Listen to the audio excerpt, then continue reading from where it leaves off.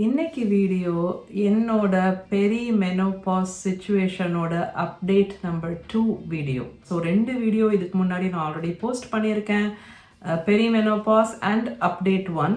அந்த ரெண்டுமே நான் வந்து டிஸ்கிரிப்ஷன் பாக்ஸில் லிங்க் பண்ணுறேன். அந்த சீரீஸோட கண்டினியூவேஷனாக தான் இது வருது. ஸோ ஃபஸ்ட்டு அதை பார்த்துட்டு அப்புறம் இந்த வீடியோ பாருங்கள்.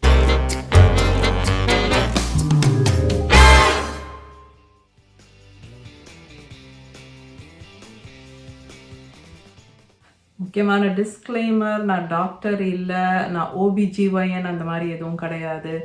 நான் வந்து என்னோட பெரிமெனோபாஸ் ஜேர்னியில் நான் எக்ஸ்பீரியன்ஸ் பண்ணுற விஷயங்கள் அண்ட் சிம்டம்ஸ் பற்றி தான் இதில் ஷேர் பண்ணுறேன். என்னோட ஸ்கின் கண்டிஷன் உங்களுக்கு தெரியுதான்ட்டு தெரில கேமராவில். பயங்கர break outs because currently I am on my period. ஸ்கின்ல வந்து ஆக்னே இஷ்யூஸ் வந்து எனக்கு எப்போவுமே இருந்த ஒரு விஷயம். ஸோ டீனேஜ் இயர்ஸ்லேருந்தே எனக்கு வந்து கிளியர் ஸ்கின் கிடையாது. என்னோடய சைக்கிளை பொறுத்து, என்னோடய ஹார்மோனல் சுச்சுவேஷனை பொறுத்து ஸ்கின்ல வந்து பிம்பிள்ஸ் வரதுங்கிறது வந்து நடக்கும். ஆனால் அட் அ டைம் நிறையா இருக்காது.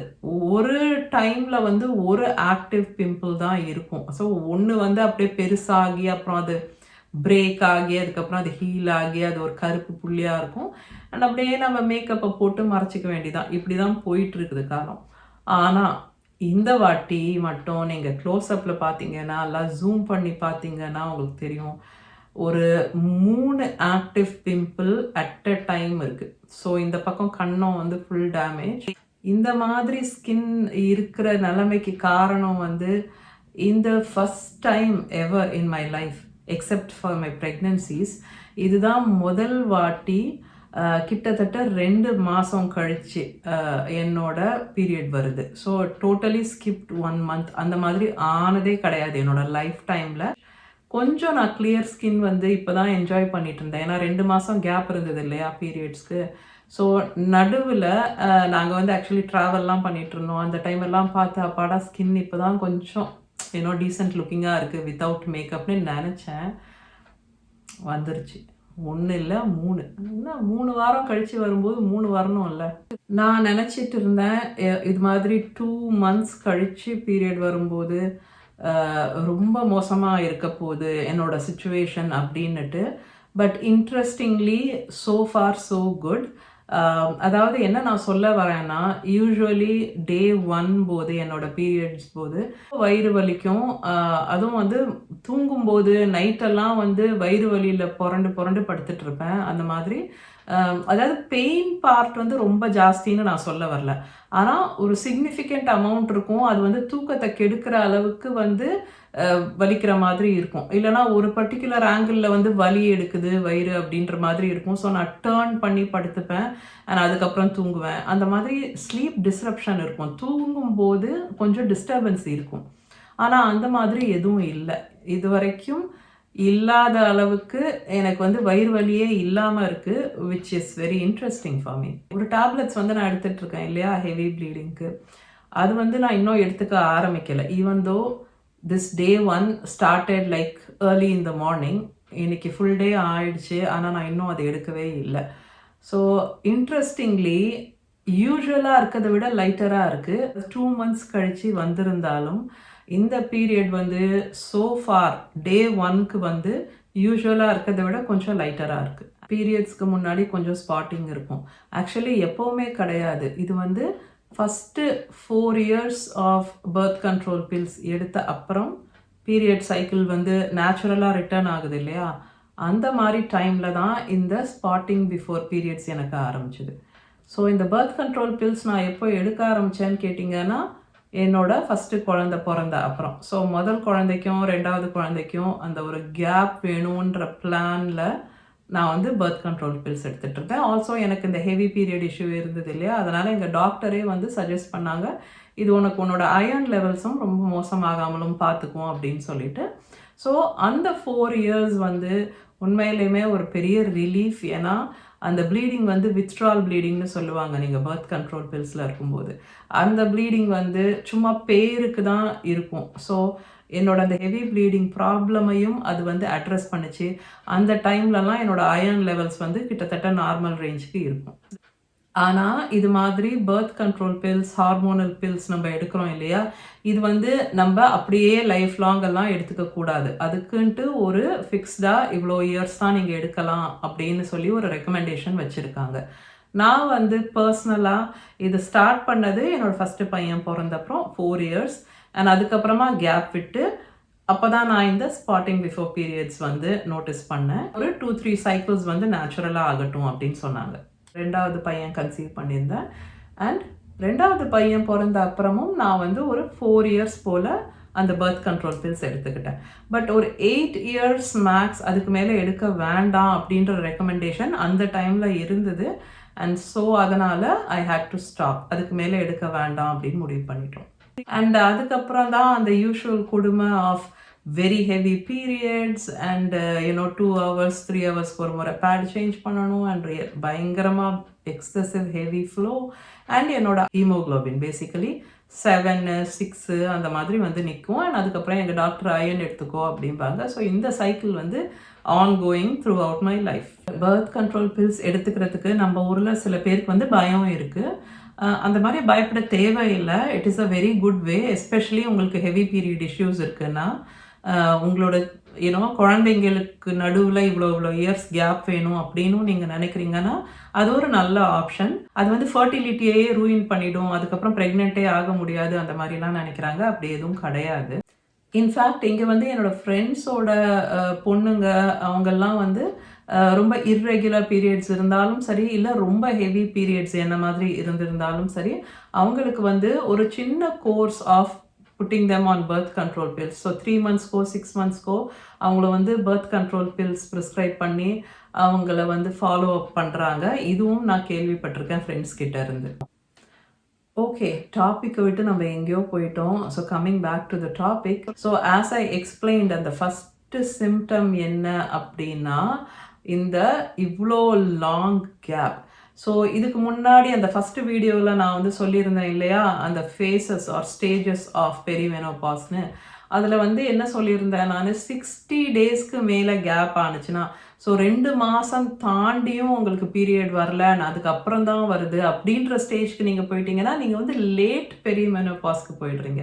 ஸோ நான் வந்து நினச்சிட்டு இருந்தேன், பரவாயில்லையே 2 மாதம் ஆக போகுது, ஸோ இன்னும் நம்மளுக்கு பீரியட் வரல, 2 months தாண்டி வந்தது அப்படின்னு சொன்னால் நம்ம வந்து லேட் பெரிமெனோபாஸ்க்கு போயிட்டோம் already, it will be great அப்படின்னு நினச்சிட்டு இருந்தேன். ஆனால் ஜஸ்ட் பிஃபோர், ஸோ ஒரு ஆல்மோஸ்ட் 2 months, ஆனால் அதுக்கு ஃபியூ டேஸ் முன்னாடி அந்த மாதிரி எனக்கு இப்போ பீரியட் வந்தாச்சு. ஸோ இன்னும் நான் லேட் பெரிமெனோபாஸ்க்கு போகலை. But this is a big change because எனக்கு இது வரைக்கும் இவ்வளோ தள்ளி பீரியட் வந்தது கிடையாது. இந்த மாதிரி சுச்சுவேஷனில் இருக்கும்போது கூட உங்களுக்கு ஒரு 1 to 2% சான்சஸ் இருக்குது ப்ரெக்னென்சிக்குன்னா கூட நீங்கள் உடனேயே ஹோம் ப்ரெக்னென்சி டெஸ்ட் பண்ணி பார்த்துருங்க, உங்கள் பீரியட் வர வேண்டிய டைமுக்கு வரலங்கும்போது. பிகாஸ் நான் வந்து ஸ்டோரிஸ் கேட்டிருக்கேன், இந்த மாதிரி பெரிமெனோபாஸ்னால் பீரியட் டிலேன்னு நினச்சிட்டு இருக்கும்போது ப்ரெக்னென்சி நடந்திருந்திருக்கு அண்ட் அவங்களுக்கு தெரியாமல் ஒரு ஃபியூ months ஆயிடுச்சு அப்படின்ட்டு. ஸோ அந்த சுச்சுவேஷன் அவாய்ட் பண்ணுறதுக்கு தான் ஒரு home pregnancy test easy solution. So இதுதான் மேஜர் அப்டேட். அதை தவிர இன்னொரு சிம்டம் ஒன்று நான் இன்னும் அதிகமாக ஃபீல் பண்ணேன். ஸோ அதையும் நான் சொல்கிறேன். இதுக்கு முன்னாடியும் அதை ஃபீல் பண்ணியிருக்கேன் நான். அது என்னன்னா ஹார்ட் பால்பிட்டேஷன்ஸ். ஹார்ட் வந்து பீட் ஆகும்போது நம்மளுக்கு இப்போ கூட பீட் ஆகிட்டு இருக்குது இல்லையா, ஆனால் நம்மளுக்கு வந்து ஃபீல் பண்ண மாட்டோம் யூஸ்வலாக, ரைட், இந்த மாதிரி நார்மல் ஆக்டிவிட்டீஸில் இருக்கும்போது. பட் நம்ம வந்து ஓடுறோம், நடக்கிறோம், இல்லாட்டா ரொம்ப எக்ஸைட்டடாக இருக்கும். அந்த மாதிரி சில சுச்சுவேஷன்ஸில் வந்து உங்களுக்கு வந்து அந்த ஹார்ட் வந்து டங்கு டங்குன்னு அடிச்சுக்கிற மாதிரி இருக்கும். உங்களுக்கு வந்து அந்த ஹார்ட் பீட் வந்து ஃபீல் ஆகும், இல்லைன்னா ஃபாஸ்ட்டாக அடிக்கிற மாதிரி இருக்கும், ரேஸ் ஆகுது, மை ஹார்ட் இஸ் ரேசிங் அப்படிம்பாங்க இல்லையா, அந்த மாதிரி ரொம்ப ஃபாஸ்ட்டாக அடிக்கிற மாதிரி இருக்கும். இல்லாட்டா அது வந்து ஃப்ளட்டர் ஆகுற மாதிரி இருக்கும், ஒரு மாதிரி அதிர்ற மாதிரி இருக்கும் இல்லையா. இது எல்லாமே வந்து ஹார்ட் பால்பிட்டேஷன்ஸ் அப்படின்னு சொல்கிறாங்க. ஸோ இந்த ஹார்ட் பால்பிட்டேஷன்ஸ் வந்து ஃபீல் ஆகுது எந்த வித மூவ்மெண்ட்டும் இல்லாத போது கூட. ஸோ ஃபார் எக்ஸாம்பிள், நான் வந்து மத்தியானம் படுத்துட்டு என்னோடய வீடியோ எடிட் பண்ணிகிட்ருக்கேன்னு வச்சுக்கோங்களேன் பெட்டில். நான் வந்து ஃபிசிக்கலி மூவ் கூட பண்ணாத ஒரு சுச்சுவேஷனில் கூட திடீர்னு எனக்கு வந்து ஹார்ட் வந்து அந்த மாதிரி பால்பிட்டேஷன்ஸ் ஆகுறது ஃபீல் ஆகும். ஆனால் அது கொஞ்ச நேரத்தில் தானாகவே சரியாயிடுது.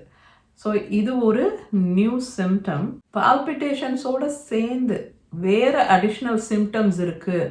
லைக் செஸ்ட் பெயின், இல்லை பிரெத்லெஸ்னஸ், இல்லை நம்னஸ், அதாவது மரத்து போன மாதிரி, இல்லை ஹெவினஸ் இந்த செஸ்ட்டு, இல்லை டைட்டனிங் ஆஃப் செஸ்ட், அந்த மாதிரி வேறு எந்த அடிஷ்னல் சிம்டம் இருக்குன்னாலும் நீங்கள் உடனே இட்ஸ் அன் எமர்ஜென்சி சுச்சுவேஷன் புரிஞ்சுக்கிட்டு, ஹார்ட் அட்டாக்காக இருக்கலாம், இல்லை வேறு இஷ்யூஸாக இருக்கலாம், நீங்கள் உடனே ஹாஸ்பிட்டல் போகணும். ஸோ பால்பிட்டேஷன்ஸ் மட்டும் இருக்குங்கிறது ஒரு பெரிமெனோபாஸ் சிம்டம் அப்படின்னு நான் தெரிஞ்சுக்கிட்டதால I did not do anything. நான் பேசினேன், என்னோட டாக்டர் சொன்னாங்க இதுவும் ஒரு சிம்டம் ஆஃப் பெரிமெனோபாஸ்னு. அதுதான் நான் உங்களுக்கு ஷேர் பண்ணுறேன். பட் பால்பிட்டேஷன்ஸுங்கிறது மற்ற சிம்டம்ஸோடு சேர்ந்து இருக்கும்போது it is a serious situation, அது புரிஞ்சுக்கோங்க. நான் ரீசெண்டாக என்னோட க்ளோஸ் ஃப்ரெண்ட் இருக்காங்க, காலேஜ்லேருந்து நாங்கள் ஃப்ரெண்ட்ஸாக அவங்கக்கிட்ட பேசிகிட்டு இருக்கும்போது ஷீ சஜஸ்டட் சீட் சைக்கிளிங். இது எதனாலனா மெயினாக இந்த ஹெவி பீரியட்ஸ் இஷ்யூ பற்றி சொல்லிட்டு இருந்தேன். நான் என்னோட சுச்சுவேஷன் எப்படி இருக்கும், சின்ன வயசுலேருந்தே எவ்வளோ நாளாக சஃபர் பண்ணிட்டு இருந்தேன் அப்படின்ட்டு. ஸோ ஷீ சஜஸ்டட், அவங்களோட டாக்டர் ஃப்ரெண்ட் கிட்ட பேசிட்டு அவங்க ஒரு டயட்டிஷியன் ஆக்சுவலி அவங்களோட ஃப்ரெண்டு, அவங்கக்கிட்ட பேசிட்டு சொன்னாங்க இந்த மாதிரி சீட் சைக்கிளிங்னு ஒன்று இருக்குது, அதை நீ ட்ரை பண்ணு அப்படின்னாங்க. அஃப்கோர்ஸ் எனக்கு என்னோட டாக்டர் ப்ரிஸ்கிரைப் பண்ண ட்ரானெக்ஸாமிக் ஆசிட் ரொம்பவே ஹெல்ப்ஃபுல். ஸோ 500 milligrams டேப்லெட்ஸ் எழுதி கொடுத்து 2 tablets 3 times a day போடலான்னு சொன்னாங்க இல்லையா, ட்ரானெக்ஸாமிக் ஆசிட். நான் அது போடுறேன் ரைட், நான் அதை எடுத்துக்கிட்டே இருக்கேன் இப்போ ஒரு சில வருஷங்கள் ஆகுது. ஆனாலுமே என்னோட அயன் ஓவர் த இயர்ஸ் அந்த ட்ரானெக்ஸாமிக் எடுத்தும் கூட அந்த flow was heavy enough that என்னோட அயன் கம்மியாக ஆரம்பிச்சிருச்சு. அண்ட் ஸோ நான் இப்போ திரும்ப அயன் சாப்பிட்டுட்டு இருக்கேன். டெய்லி நான் ஒரு அயன் பில் எடுத்துக்கிறேன். ஸோ அதுதான் என்னோட சுச்சுவேஷன். அந்த ட்ரானெக்ஸாமிக் ஆசிட் மாத்திரை கூட இப்போ டே 2 and 3ல 3 times தானே போட முடியும் 24 மணி நேரத்தில். அந்த 8 மணி நேரம் கேப் இருக்குது பார்த்தீங்களா, அந்த மாத்திரை போட்ட உடனே அது ஒரு 1 hour 1.5 hours கொஞ்சம் கண்ட்ரோல் பண்ணும் அந்த ஃப்ளோவை. ஓகே, அது எனக்கு ஃபீல் ஆகும். அண்ட் அந்த டைமில் தான் நான் எழுந்து குக் பண்ணுறதோ இல்லை ஏதாவது பண்ண வேண்டியிருந்தால் பண்ணுவேன். திரும்ப அந்த 8 hour மார்க் முடிகிற டைம் இருக்குல்ல, ஒரு 6.5 hours ஆயிடுச்சுன்னு வச்சுக்கோங்களேன். நான் ஃபர்ஸ்ட் டோஸ் போட்டு செகண்ட் டோஸோட அடுத்த டோஸ் டைம் வருது இல்லையா, அதுக்கு கிட்ட வரும்போதே எனக்கு ஆல்ரெடி திரும்ப பயங்கரமாக ஃப்ளோ ஆக ஆரம்பிக்கும். ஸோ நான் எப்போ அந்த டைம் ஆகும்னு பார்த்து அடுத்த 2 மாத்திரை போடுவேன். ஸோ அந்த மாதிரி இருக்கும் என்னோட சுச்சுவேஷன். இதெல்லாம் நான் எக்ஸ்பிளைன் பண்ண அப்புறம் அவங்க என்னோட ஃப்ரெண்ட் சீட் சைக்கிளிங்னு ஒன்று இருக்குது, அதை நீ ட்ரை பண்ணுன்னு சொல்லியிருக்காங்க. நீங்களும் கூட ஆன்லைனில் சர்ச் பண்ணி பார்க்கலாம். அது பேசிக்காக flax seed and pumpkin seed. இது 1 tablespoon டெய்லி எடுத்துக்கிறது ஃபார் டே 1 to 14. ஸோ பீரியடோட ஃபஸ்ட் டே தான் டே 1. இன்னைக்கு எனக்கு right 1 tablespoon of flax seed plus pumpkin seed first 14 daysக்கு. அதுக்கப்புறம் 14 daysலேருந்து 28 daysக்கு sesame seeds and sunflower seeds, இது ரெண்டும் 1 tablespoon. ஸோ இதுதான் சீட் சைக்கிளிங். நான் இன்னைக்கு தான் ஸ்டார்ட் பண்ணியிருக்கேன்.